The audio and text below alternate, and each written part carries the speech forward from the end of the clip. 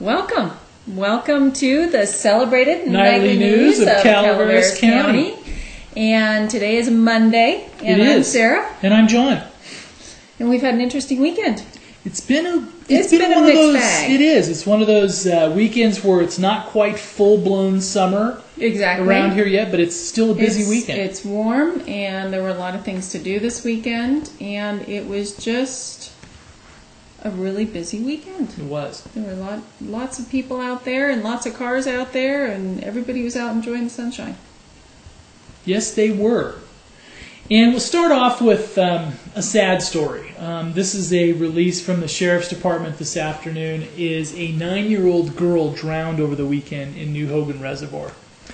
And from what we've read, she was only about 15 feet offshore, and I guess a wake from another boat caused her problems. Mm-hmm. And let's be careful out there, folks, and it's a sad one because that's 9 years old. 9 years old. And apparently she just went under and did not resurface. And that's sad, and it's tragic because you have a 9-year-old, don't you? I have an almost 9-year-old. And it's just, it's incomprehensible to think what the family's going through right now and everything else. And our thoughts and prayers go out to the family, and that's unfortunately how we have to start off for tonight. That's right. Bad news, and on to Board of Supervisors. And the estimate she perished in only 10 feet of water. 10 feet? 10 feet. I thought it was 15 feet, but 15 yards away. Yeah. Yeah, it's one of those tragedies, and our thoughts and prayers go out to the family. And definitely. See, the Board of Soups after that is basically it's positively joyful. There's actually a lot going on in the consent agenda for the Board of Supervisors tomorrow. There are a lot of fee schedule changes. If you remember a couple weeks ago when we were at the roadshow for the Planning Commission in Murphy's, we talked about possible fee changes, and those are actually coming before the board tomorrow in the consent agenda. So unless they're pulled off the consent agenda, they will actually be adopted without discussion. And this is one of the things where their budget deficit for this year, they're going to try to find a lot of little ways to make up that ground, right? Exactly. That's my understanding. Yeah. That's typically what happens. A lot of times these fee schedule changes actually go towards covering the cost of doing business in the county, like sending out inspectors to restaurants or those types of activities. It's not always that the county sets a fee that actually covers the hourly wage of the people that go out. So usually these fee changes are because they're needed for the county to actually just operate in the black. And that came up a few weeks ago when they were talking about these scales and the fees for the organic farmers. The basically decided to zero those out so they could help promote the organic farming and the farmers markets in the county. Exactly, and promote Calaveras County. Yeah. Produce. Calaveras grown and stuff. So that in a couple years they'll come back and do some confiscatory fee schedule. Just kidding. Possibly not, though. Possibly not. That is conjecture on John's part. Yes, it is. Yes. And a lot of what I say is conjecture. So it's just. Another item that's coming before the board actually is from Public Works, and that is establishing a schedule of fees for the parcel fees for the solid waste in the county. So because the solid waste parcel fees are actually attached to the property in the county, and that's why when you actually go to the dump and you think it's free, it's actually not free. Exactly, those are actually attached to your property taxes, and you pay them annually. But I still think that's a nice way of handling it, because if you go to adjacent counties, for example, Tuolumne and things like that, there is significantly less refuse and everything else in Calaveras County than Tuolumne. Yes. I mean significantly. I mean, from spending time living over there, from living in both counties, I think that's one of the things that Calaveras County does that makes itself very tourist friendly, so to speak. Because if you go down the back roads, there's not the wholesale dumping you see in a lot of rural counties. In Tuolumne County, there's a lot. There's a lot. And it's because there's no incentive there's no disincentive because it costs a lot to take your stuff to the dump over there. Exactly. So if you're, on a marginal income, so to speak, and it can be a little pricey. Yeah, definitely. So it's like, okay, do we dye diapers for the kids or just dump the couch? You can answer that. Yeah, but I think it's in some ways it's been a very smart thing for county-wise because it's kept the county cleaner. It has. It really. And our dumps are sort of, well, they're not dumps. They're transfer stations. Yes, transfer stations, yes. Our transfer stations are sort of these pinnacles of they're nice. Solid waste. They're nice. Yeah, they're very nice. Facilities. Also, tomorrow they're going to talk about modifying the Copperopolis benefit basin fee. And it is based on a 225-page document that they looked at in May. Yeah. So we don't have all those numbers for you, but we should tomorrow. She's going to read it all. I'll read the 225 pages tonight. So that's another fee increase. So it's like the day of fees at the Board of Supervisors. It is fees, because they got to find a lot of ways to...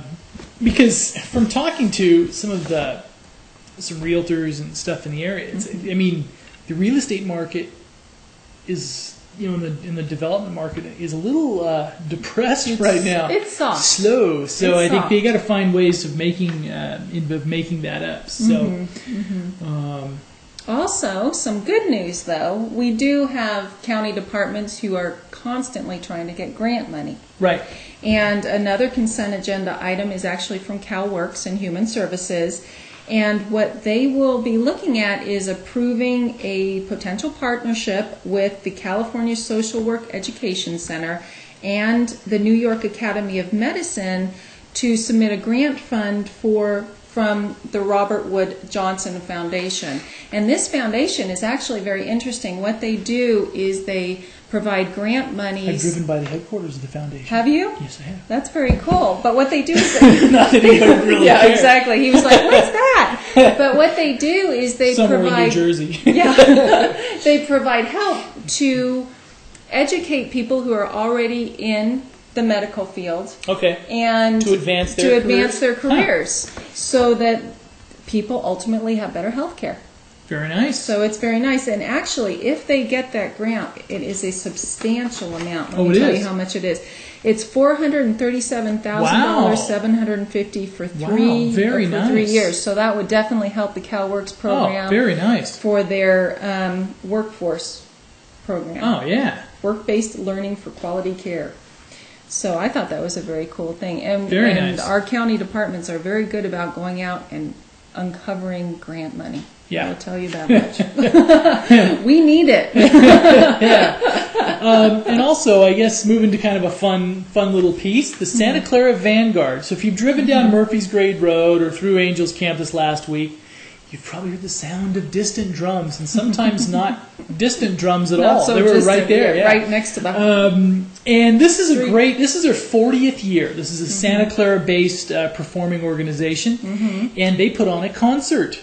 As a thank you concert. They did to a the thank community. you concert, and it was very well done. We have a nice piece on it on the site, and I have to say, there's a photograph on the site that John took. Yes. And if you watch us regularly, you'll know that I sort of rib John about his panning abilities when he's actually operating the camera. But this is a beautiful photograph. So even if you don't watch the video, we hope you do, because the video is excellent. Definitely take a gander at this photograph that John took. It's the sun setting behind the horns. Behind the horns, right? I actually gave him a pat on the back when I saw that. Wow, see? And those are hard to earn. Yes, those they are. Those are really hard to earn. And here, we'll give you a brief, little tiny tidbit of how it sounded. Here we go. See? Yeah. And when you watch the video, you'll be able to see them all walking around it's pretty and doing amazing. their routine. They do it backwards, forwards. They got dancers. It's amazing. It is amazing. It is. Pretty amazing. Also, let's see. Also, police and firefighters. Yeah, and Officers the Angels of the Year. Murphy Rotary Club has its Officers of the Year luncheon. Yes. And They on. This was the first year that they've honored firefighters as well, correct? Yes, that's my understanding. So in actual fact, 6 officers and, well, inclusive of firefighters, were honored at this luncheon. Yeah. And let's see here, special presentation to the Chief of Angels Camp Police Department, Tony Toquera. And also... He's leaving. Well, he wants to leave. He wants to leave? Yeah.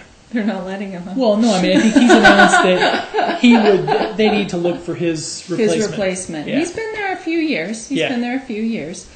CHP Officer of the Year was Sergeant Mike Pyle. And Angels Camp Police Department Officer of the Year was Patrolman Dave Scarborough. Senior Deputy Sheriff of Rick DeBasilio. I just butchered that name. DeBasilio, Sheriff's Department Officer of the Year. See, he could have jumped in, but he rarely does the amateur have to step in, but You just let me butcher your name. I'm sorry. I take great pride in having to, every once in a while, that I can actually pronounce something that Sarah can't. So, Right? Anyway, Angels Camp Fire Department Officer of the Year was Engineer Jess Trulock. And California Fire Protection Officer of the Year was Fireman Jeff Miller. And let's see, Sierra Conservation Camp Officer of the Year was Correctional Sergeant Don Conant. Yes. And also they also gave presented a photograph and stuff of Jared Portinga, who was Officer of the Year in 2005. Yeah, so it was a tie-in there that I think was a little touching as well. So congratulations to the winners. Definitely. And you know what's amazing? I have to throw this in is that when Supervisor Bill Claudino was CHP officer, when he first started, I believe it was in the 60s. Sure. And if I get it wrong, Bill, just email the site to John. To me, John okay, at all right. thepinetree.net. He was the only CHP officer in this county. That's the only one? The only one. He patrolled the whole county. Wow. Now that's using your taxpayer dollars efficiently, right? That's right. Yeah. He was just all over the county. Yeah. And also a little bit of announcements today is they have announced a new concert date for Ironstone. And this one's going to be fun. It's going to be Bryan Adams and George Thorogood. And this is going to be October 5th. And this is the one that will be on the Saturday night of the Grape Stomp. So you can go out there, do your grapes all day, and then... Are you going to have a team out there at the Grape Stomp this year? I don't think so. Not me. You and your wife could. I'm just going to tape it. Do the Grape Stomp. Yeah, I'm a George Thorogood fan. We were looking on his site for, songs that you might remember, but I think they have just the ones that were from his new album up there. But let's see. We have a little piece that's kind of a little bluesy. A little sample. A little bluesy sample. George Thorogood. I might have been on a dance. I'll make people sick, but... As long as you're not doing the river dance, we're all happy. So October 5th, George Thorogood and Bryan Adams have been added to the a great Ironstone concert lineup for this year. And it's beautiful to go out there and sit and just enjoy an evening. And while we're out there at Ironstone, should we talk about barbecue? Oh, hey, barbecue. They had their first barbecue competition. And we have a nice little interview with the executive chef out there. And so if you look on the site about the barbecue, it's kind of a fun thing. And they're going to do this as an annual tradition. So if you think you can do good barbecue, by next year, enter and go out there and barbecue away. What's interesting is they did it like all the professional barbecue competitions. You had to bring your own meat. Oh, everything, yeah. Your own rubs, your own whatever people do with their barbecue, and your own cooking equipment. Yeah. Which I thought was sort of interesting. I didn't realize they were going to be that professional about it, but they were. There's guys that would cook on gas, and there's ones that wouldn't touch gas. They got to have the briquettes and all the rest of that stuff. Do you barbecue? Are you kidding? somehow mac and cheese just doesn't do real well. Oh, that's right. Grill. You're not a meat It doesn't eater. really, mac and cheese just... It just melts through those little slots, doesn't it? It's kind of pointless to do yeah. Okay, no barbecue for you this summer. And also, Murphy's Creek Theater is getting ready to fire on up. So they're opening with As You Like It. And this one opens up on June 22. That's just around the corner. I know. That's a Thursday night. It also looks like... No, it's not. It's a Friday Have you night. driven through Murphy's and seen they're adding a little, like the Murphy's box office? You know where the little small building is where they have the sell those snow cones or the shaved ice there? Mm-hmm. Looks like you'll be able to purchase your Murphy's Creek Theater tickets there as well. Right there. Very nice. So that way you can get a... So are they having a huge opening night gala since you are the Murphy's Creek Theater guy tonight? I am? Yes. Oh, all right. Well, it's opening... I mean, every opening night is a big night, right? Well, usually the first night is sort of a gala.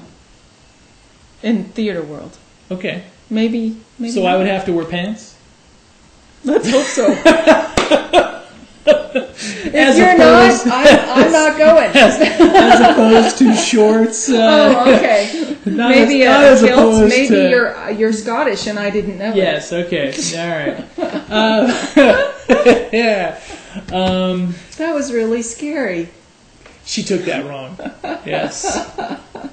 And As You Like It, Rosalind and her cousin Celia escaped to the forest of Arden after being banished from the court of Duke Frederick, who has usurped her father, Duke Senior. There, disguised as a boy, Ganymede, she encounters the man she loves, Orlando. Is that Orlando Bloom?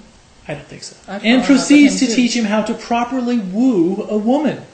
Meanwhile, I could probably use some lessons on wooing, but that's an entirely You're different already subject. married, you don't Yes. have to worry about it. Okay, well, my wife could probably... okay. Well, we're Meanwhile, not going there. Phoebe the shepherdess has fallen for the boy, Ganymede, while the lovesick shepherd, Sylvius, pines for Phoebe. And Celia finds love with Orlando's estranged brother, Oliver, one of Shakespeare's most popular and delightful romantic comedies. As You Like It, filled with laughter, music, and shrewd observations about life, love, and human nature.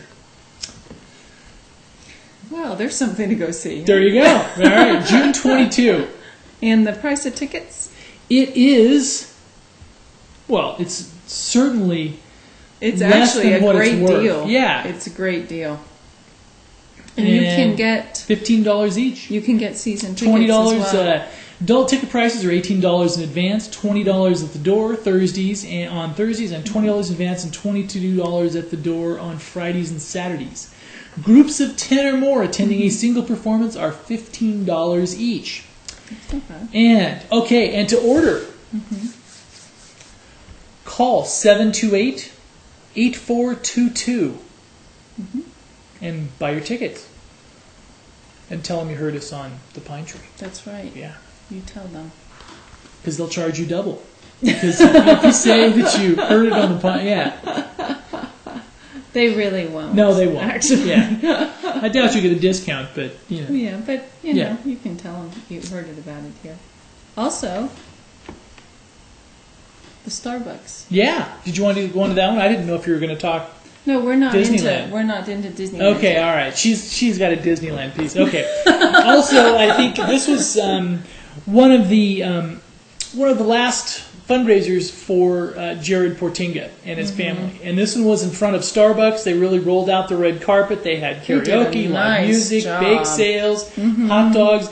And the touching thing is there was a huge turnout from the Portinga family. And I saw that. And there was a really big turnout from the family, and we spoke briefly with his widow, and seeing the widow there with the children is just it was heart-wrenching. It was gut-wrenching. It really was, and it really puts a face with the grief. And the family was very appreciative of what Calaveras County has done for them, and it's really been amazing, the outpouring of people opening their hearts and wallets to the family, and probably amongst the different fundraisers and things like that, there will be a sizable sum, probably over $50,000 raised. I would say in combination. This last one was over $5,000 here. I know the Fill the Boot was a significant amount, and I don't know how many have been just checks mailed into the bank. And you can still mail checks into Pacific State Bank. Pacific State Bank for the Portinga Family Fund, and it was seeing those little kids out there. You know, it's just they're just little guys too. They are, and they're not. You know, anyway. So that was a very nice fundraiser, and they had karaoke and stuff, and there was a Starbucks employee out there doing karaoke, and he did a wonderful job. He did do a great job. Yeah. So should we give them a little listen? So if you want to hear Dusty Miller doing his karaoke in front of Starbucks, let's see here. We'll just give you a little bit of it. Here we go.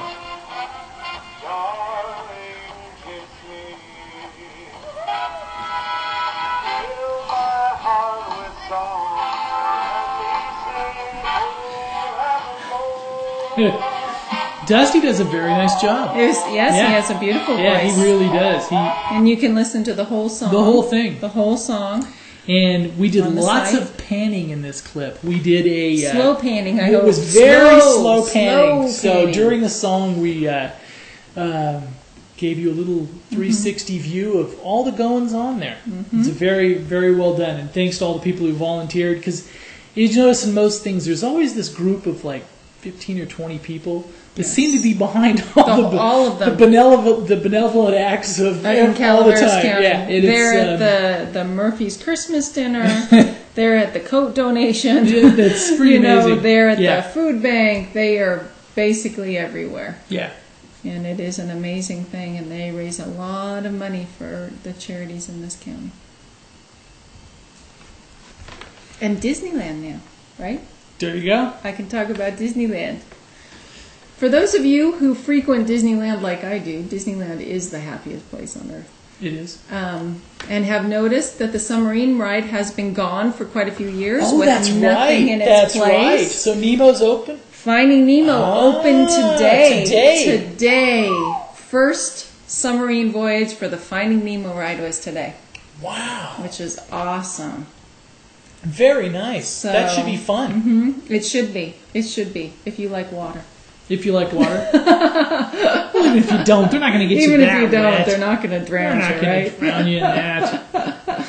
It's Disneyland. It's Disneyland. Oh, speaking of that, hey. Did you see over the weekend that the power went off at an amusement park back east? No, I didn't see that. Oh, and people were hanging upside down on a roller coaster. Well, that should make any difference. Because when with roller coasters, they work on their own. No, this one was just. Oh, it was. So because it was before. It was probably while it was still in the powered mode or something. But it was something weird. But it actually hung upside down, and these people were literally hanging there for half an hour until they could get the. Oh my goodness! Fire department had to go up with and actually remove them. Oh yes. And it was I imagine so. They said several people basically once they got on the ground threw up. And it was just. Yeah.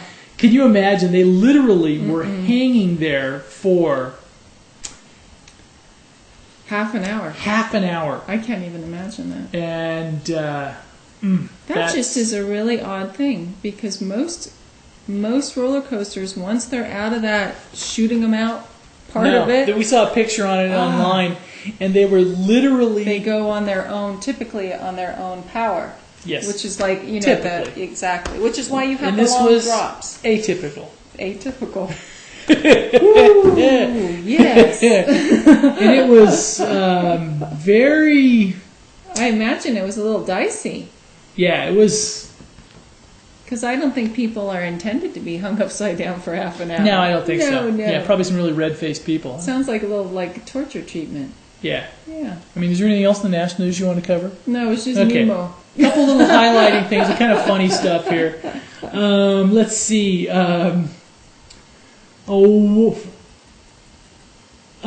Let's see. He just went into brain freeze. Yeah, I lost it. Okay, you would think he had an icy or something. See, we had The California bill will require neutered pets. We hadn't talked about that yet, had we? I talked about it last week. I talked that's about right. it. You were ahead of the curve. That's right. Okay, she was way ahead of the curve. Now the national news. Sorry. We talked about that. A woman was refused time off work to donate a kidney. Really? Yeah, so she couldn't. Well, I guess it's not a medical condition. If you're donating, it is for somebody else. Well, yes, but it's not for the person asking for medical time off. The Gonzales no confidence vote died in the Senate, so I guess they didn't. Now, if a no confidence vote dies, does that mean they had confidence in him? I think they just couldn't get enough political votes to get the no confidence vote. It's kind of like that not guilty verdict. Yeah. It just means that you could be not guilty or that they don't have enough evidence to convict you. Yeah. Could be one or the other, see. So are we going on to weather? What are we doing here? I'm just over here. Let's see. Oh, well, they sent Hilton back to jail. Huh? Paris Hilton. Oh, we remember knew she that. got out of jail. Now she's but back this in. is since Thursday. Yes. Did you see the Barbara Walters interviewed her? No, I didn't see that. I guess Paris has ostensibly found religion, and she says when she gets out, she wants to no longer be the frivolous girl that she was. I still want to know what the medical condition was that allowed her to get out. What was it? Well, she didn't eat or drink for 3. You didn't read any of this stuff over the weekend? No. Okay, No. She didn't eat or drink for 3 days. All right. And I was doing other stuff over the weekend. And the real thing was she was afraid. dehydrated? She was afraid of one of the guards or somebody taking a picture of her using the facilities, like the restroom and stuff like that, and that ended up being online. So she was actually very concerned about her image. Her image. Oh, yes. Okay. Because if she views herself as queenly, sitting on that throne may not. It may not go with the image, but yeah. The thing is that how many people actually think of her as queenly? She's just a real person after all. That's true. But that would definitely be an invasion of privacy. You would think so. Especially if they sold the photos. Yes. So no, I didn't hear that. Yeah. Because there was some speculation that she actually was taking medication for a psychological. Well, and the other thing is yes, she deserved to go to jail, but really I heard some commentary on this. She's actually being held to a higher because she's getting a lot of time. Yes, but she was caught twice. Oh, I know. I know. But also you have to look at it. But if it was in Calaveras County, she wouldn't have received any. Well, it's because our jail is overcrowded. But right? Which we're not going there. It depends on the jurisdiction. Apparently, in LA County, it is not an unusual sentence. Is what I read. So that's actually a tough county? Yes, apparently in certain instances. In other counties, it would be a very tough sentence. Yeah, okay. But you figure she violated her probation twice, not just once. once. I know she deserved, she just... but it's very dependent on the county you're in and how strictly they adhere to the law. Right. And from what I heard, LA County is like that. But there's also the other side of it that she never really committed any other crime. Yeah, I know. Except for driving under the influence and then being caught.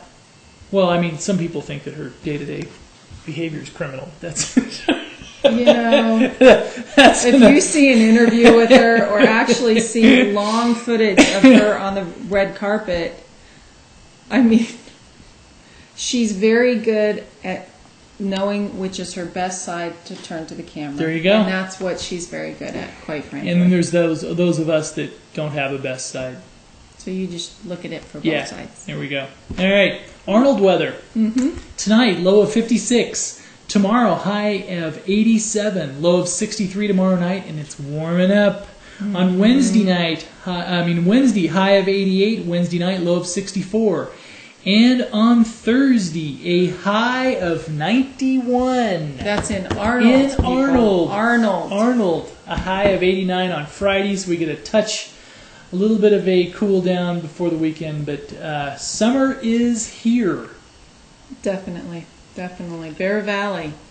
Tonight, 46 degrees. Tuesday, a high of 76 in Bear Valley. Wednesday, 77 degree high. And Thursday, 80 degree high. Murphy's, here we go. Low of 54 tonight. Tomorrow, high of 90. Low of 62 tomorrow night. High of 92 on Wednesday. Low of 63 and then high of 94 on Thursday. So summer is here. Summer is definitely here. And we'll see about Angels Camp. Let's see here. Tonight, high of 56 degrees. And I just moved the wrong little cursor here. Uh-oh. Oh, hey, let's get back here. Make sure. There we go. Oh, what did I do here? I lost my cursor. You lost your cursor? I lost my cursor. Oh, no. If I was an actual weather person, we'd be doing the river dance. So, okay. the river dance. Aha. Tomorrow, 89-degree high, low of 66 degrees.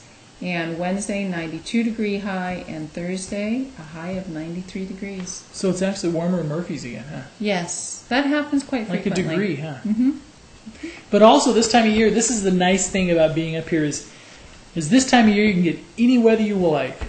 Pretty much, actually. You know? So, I mean, pretty much. Because that way you can head up the hill and drop 20, 30 degrees, go from 105 to 80 or whatever. 80, and exactly. So it feels nice. a lot cooler. Yeah. Definitely. And also we would be remiss without doing the weather for Bangor, Maine. So tonight in Bangor, you have a low of 56 degrees in Bangor, partly cloudy, chance of showers. Tomorrow, high of 76 with a low of 50, and it will be raining tomorrow. There will be it will be rain. Get some rain, a few drifts tomorrow in Bangor.